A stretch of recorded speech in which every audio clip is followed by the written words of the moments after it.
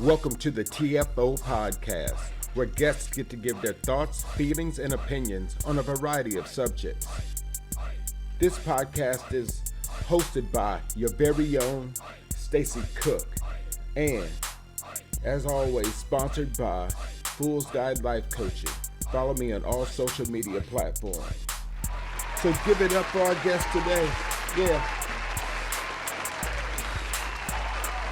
I'm very involved with IND efforts in my current role. I'm also involved with the mental health awareness campaign, because those are all things important to HR, right? Right. We want people to be able to bring their whole selves to work and be happy, and that's going to benefit the company. It's a win-win for the company and the employee.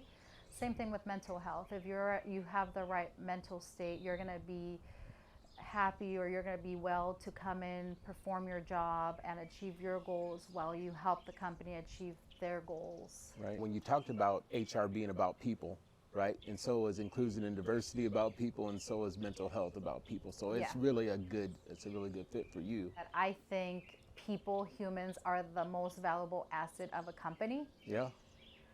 I mean, there's a lot of machines, a lot of things that are valuable, but people, at the end of the day, it's the company's most valuable asset.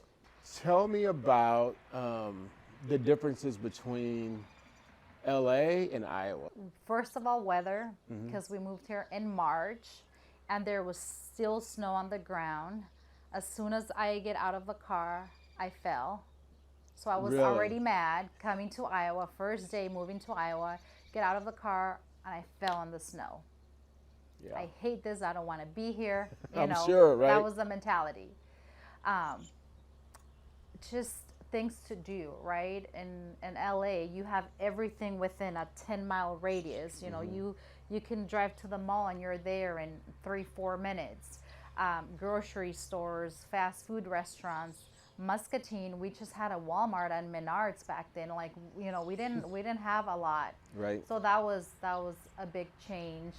My school was, I don't know, maybe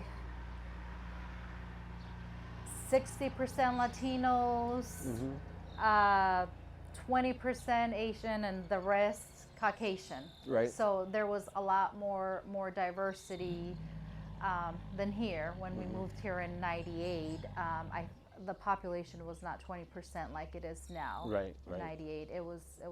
I don't remember what it was, but I'm gonna guess it was probably less than half.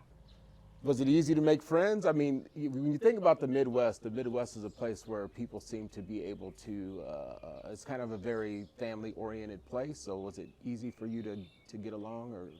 I did. I think I was able to find friends pretty quickly. The Midwest, you know, people here are friendly. And at first, I didn't feel welcome, but that's because my mentality was that I didn't want to be here. But I think, you know, I was able to make some good friends. So from a mental health standpoint, I like, for me, I go to counseling. I think it's great. I mean, I've been going to the same counselor for years, probably 10 years. Oh, wow. And it's off and on. We go hard at it for a year or so, and then we take a year off, but I continue to go to the same person. I think part of mental health is having some non-biased person to have discussions with about whatever's going on in your life, right? We all need friends, we all need mentors, we all need all of those people, but there's also something about just talking to somebody that's just non-biased, not on your side, not on the other side. They're just there to listen and offer suggestions. For us, I think the reason why I wanted to have this discussion outside, because it is kind of like a mental health break. It's nice out. We got nature out here. You can hear all of the birds and stuff. So what do you think about counseling or seeing a therapist or whatever? What advice would you have about that? So my personal experience, I'll be honest, I have never been to a counselor or done any therapy or anything like that. I am getting very close to the point where maybe that would be helpful. Maybe you should go and, you know, seek some counseling and have that person that's not a friend or a family member to talk to. And I have been thinking of, pursuing counseling. Right. I think it's great. I think, if it helps somebody and they're gonna feel better, or they're gonna provide tools to better cope with whatever it is, stress, anxiety, depression, whatever a person might be going through.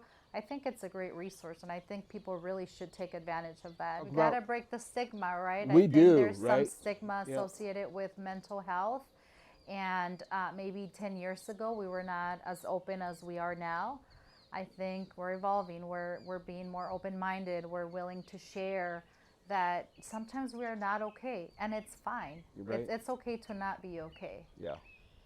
Yeah, I agree with you 100%. And like I said, sometimes we just go in there and laugh for an hour, like literally tell stories and whatever, but it's just a mental break to be in Yeah. there and have somebody that's not judging you, but And I like how you Just said listening. we go on and off. So I think counseling is as needed, right? Yes. You might be in a point of your life where you're struggling with something, or you really need to speak to somebody, and that's when you go seek that help, or you go talk with them. And there might be another time when things are going well and you might not have to, go talk to someone. So it's fine. We all go through different stages in our lives, Right. and we just gotta be open to getting help when you need it. Or yeah, and what a great plug for life coaching you just gave, because counseling is kind of looking behind you and seeing and trying to help you manage through some of those things. Life coaching is, the world is going great.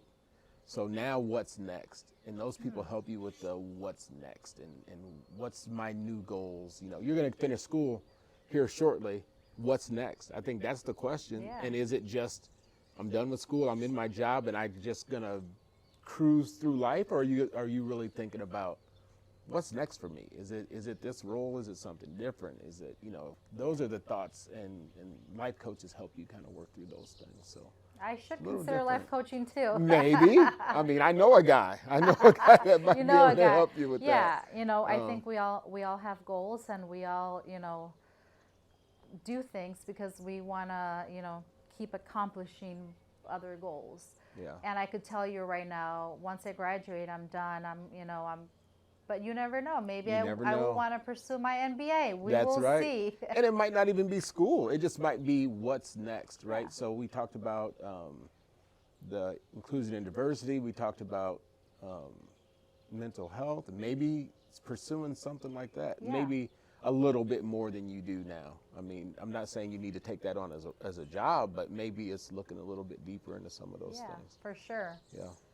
Or who knows? Maybe I'll move back to the nice weather. Maybe so. I mean, if that's who knows? Maybe that is Yeah. something, right?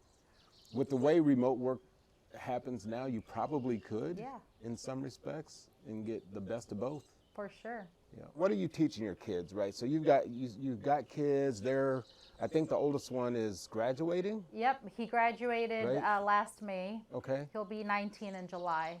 Crazy to say that I have a 19-year-old. So what are those discussions about your kids being in the workforce, and what are some of your expectations of your kids, and how do you get them prepared to get out there and try to make their way? Yeah, I think as a typical HR person, right, I coach them a lot. I talk to them about, work ethic, about following policies, about, being good people.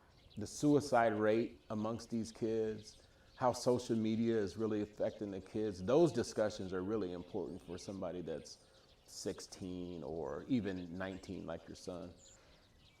I bring it up a lot, right? I constantly ask them, are you guys doing okay? How are you doing?